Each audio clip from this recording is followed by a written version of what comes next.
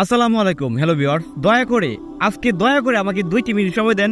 এই 2টি মিনিটে আজকে আমি আপনাদের সামনে 3টি ভুলের কথা বলবো, যে 3টি ভুল আপনার আমার সকলের জীবনের মূর ঘুরিয়ে ফেলে, যে 3টি ভুলের জন্য আমরা সফলতা অর্জন করতে পারি না। এই 3টি ভুল আপনারা একটু শুনে যান। আমরা সচরাচর লাইফে সবসময় এই ভুলগুলি করি এবং এই ভুল থেকে যেন আমরা বিরত থাকতে পারি, তার জন্য আমাকে প্লিজ 2টি মিনিট সময় দেন।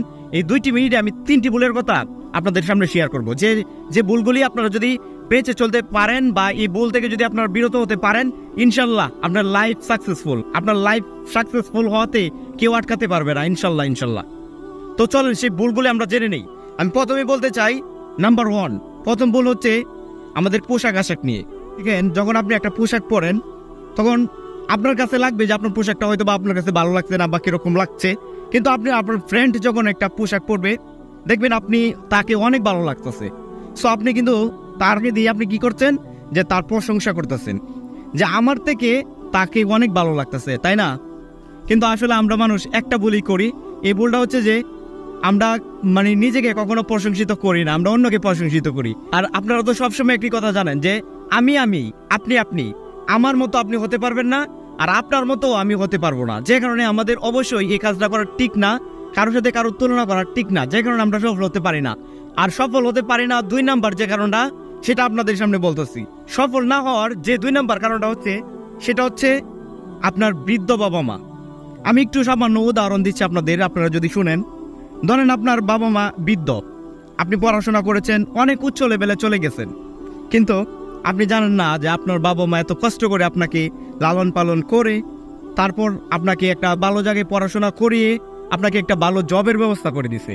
আর আজকে আপনি সেই বৃদ্ধ বাবা মাকে কারোর সামনে উপস্থাপন করতে চাচ্ছেন না। কেন চাচ্ছেন না? আপনার ওয়েট কমে যাবে। এটাই হচ্ছে আমাদের মানুষের 2 নাম্বার ভুল।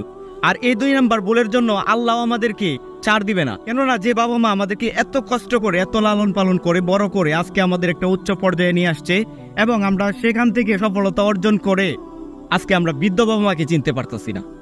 সো এই জন্যই, এটার জন্য আল্লাহ আমাদের উপর লানত সৃষ্টি করবেন। সো এই জন্য আমরা যে এই 2 নাম্বার ভুলটা তো অবশ্যই করি। সো এই যে ভুলগুলি কথা বললাম, এই ভুলগুলি যেন আমরা কখনোই না করি। আমরা সবসময় এই ভুলগুলি থেকে একটু বিরত থাকবো। এবং লাস্ট যে 3 নাম্বার ভুল আমরা সবসময় করে থাকি, সেই 3 নাম্বার ভুলটা হচ্ছে আপনার কর্ম। আসলে কারো কর্ম ছোট বা বড় এটা আসলে দেখার বিষয় না। দেখার বিষয় হচ্ছে আপনি কি করে খাচ্ছেন। আপনি কি চুরি, চিন্তায়, ডাকাতি করে খাচ্ছেন, নাকি আপনি একটা কোনো কর্ম করে খাচ্ছেন? আসলে আমরা মানুষ তখনই ভুলটা করে ফেলি যখন মনে করি আমার ফ্রেন্ড আজকে অনেক বড় চাকরি করতেছে, আমি তো কিছুই করতে পারলাম না। এখানে কিন্তু আমাদের বড় একটা ভুল।